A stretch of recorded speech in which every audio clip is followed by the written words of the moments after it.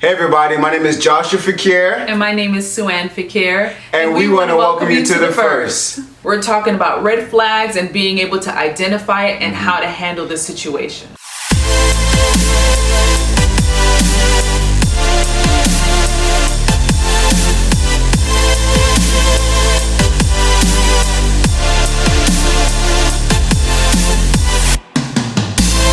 So the F.I.R.S.T stands for finances, intimacy, relationships, sex, and time. But we also like transparency. Absolutely. So if you haven't done so already, please check out our channel. We hope the information that you find there, the content blesses you. And if it does, please share with someone else and don't forget to subscribe. So typically when you see a red flag or a red light, it usually is an indication that you should stop. Sometimes you gotta stop to assess a situation. They come at different levels, these red flags. There's some where you just something that you can work through, and then there's just certain things that are like a non-negotiable. And so it just means that as a couple, there's something that just needs to be addressed. How we address it determines whether the relationship can continue or not. And so today we're going to talk about different red flags and how you can address it. And sometimes it's just some minor tweaks here and there, and everything is solid after that. Absolutely. But in some situations there are deeper problems or issues that someone may be dealing with or that they may have that will impact the relationship. Why we feel like this is an interesting topic or a good topic for now is just because of the fact that, you know, you're hearing about so much chaos, not just out in the world due to the pandemic, but even inside the homes. Families are dealing with different stresses on a whole nother level, where things were probably a little bit stressful before. You throw in a loss of income, you throw in the fear, and people are home more than usual, and it's a lot of butting heads. And even right now, not only is the concern for the virus at a rise, but also divorce. So we wanted to talk about just how we can work through certain things that you discover, certain red flags in a relationship. You can see red flags in a friendship, when you go out on a date, when you're in a relationship, and maybe even in your marriage. The thing about red flags is if you're at the level where you're married, you're hoping that everything is kind of smooth coasting, smooth sailing, but you can kind of see some red flags develop even when you're in the relationship. That's a good point. I mean, so it's not that the red flag was always there. Sometimes things happen. When you think of a relationship or you think of people, we're constantly evolving, we're constantly growing, and then sometimes a bad habit can develop. And so again, it doesn't necessarily mean it's the end all be all, but it's just, as Sue said, maybe there's just some adjustments or some tweaks that needs to take place. You want to put yourselves in a position where you can identify red flags and changes in your significant other or spouse's behavior. No relationship is perfect. Right. There's going to be ups and it's downs that you have to work through, that you have to iron out. Yeah. Please go ahead and check out one of our previous videos, how to handle disputes in a relationship. A lot of red flags are ignored. So things have a chance to build up if they're not immediately identified. And so why do people ignore red flags? It could be just the fact that people run away from uncomfortable situations. They don't want to deal with it. There's a common misconception that if it's ignored, it would just go away. You know, the expression is that we sweep it under the rug. And one of the questions today is, why do people ignore red flags? Sometimes you may see something and you just don't know how to address it. You don't know how to bring it to light. Sometimes it's because of the fact that we don't want to stir the pot.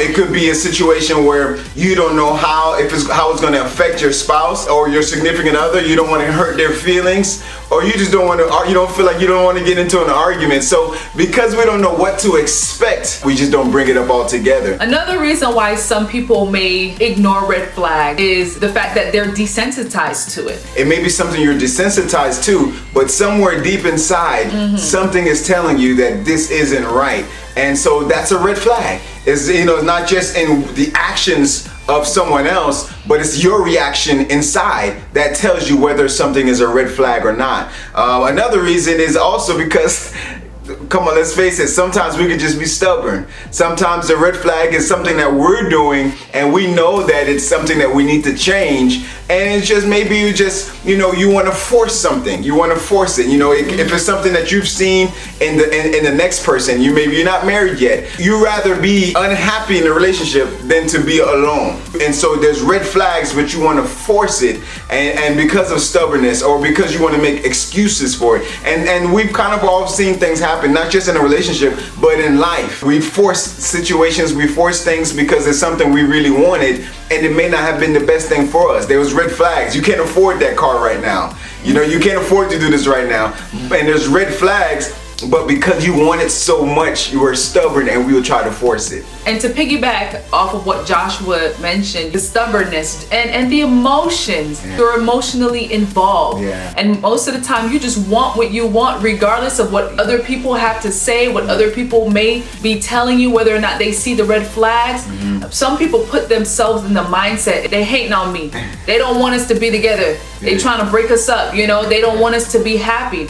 So sometimes you get blinded. Now, I want you to keep in mind that some things that may appear as red flags are unintentional. You just want to be able to put yourself in a situation where you're looking at everything and weighing what's really happening, not to jump to any conclusions right away. And I think that's a very good point. There are some things that habits that we have as individuals that we bring into a relationship, and it's for one person, it's just something that they do without even thinking, and it's not they're not trying to intentionally infringe upon the comfort of their significant other. I'm not trying to get on your nerves, or this is something I always did. You think about it, two individuals coming together, and we bring our best with us and we bring the worst of us into any relationship. So like Sue said, some red flags is not intentional.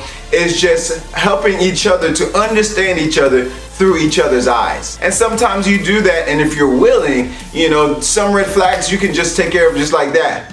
I never knew it bothered you if that I did this or that, but now you brought it to my attention, I'll try to be more aware of it. Definitely.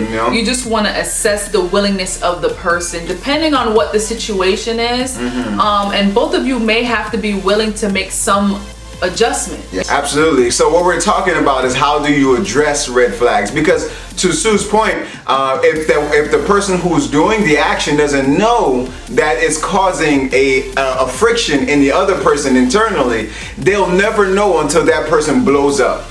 And once you blow up, it's kind of beyond the point of how can we fix it, because immediately everyone's defense is high.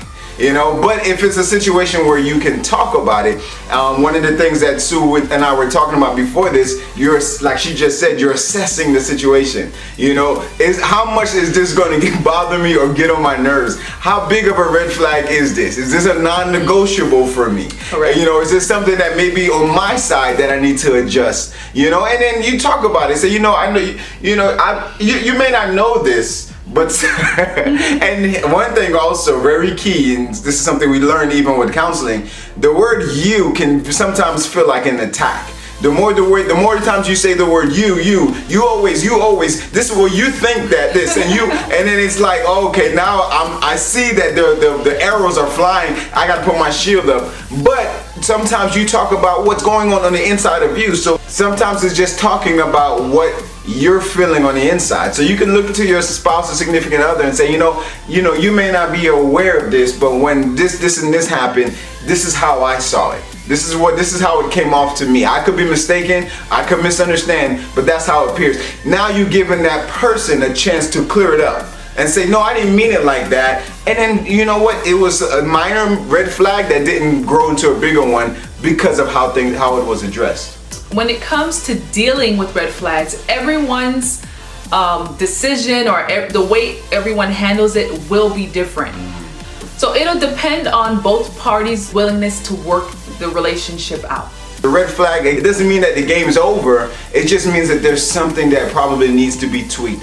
And it's just sometimes it's a matter of just being open and willing to talk about it. And that's really what it is. So again, just to throw out there that video we referenced earlier, how to handle disputes in a relationship. There's some things you can just work through, and it actually helps you to grow stronger because you understand each other a lot more.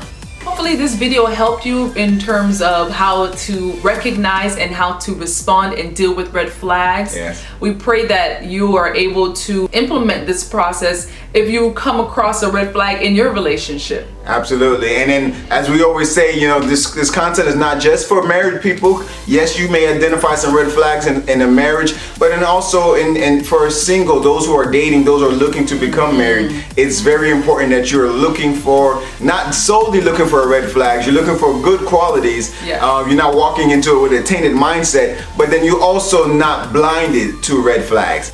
If you haven't done so already, please go ahead and hit the like button, subscribe, and share the content. Again, my name is Joshua Fequiere. And my name is SueAnn Fequiere. And we want to thank you for joining us on the First. And always remember, Keep God first. keep God first. Okay.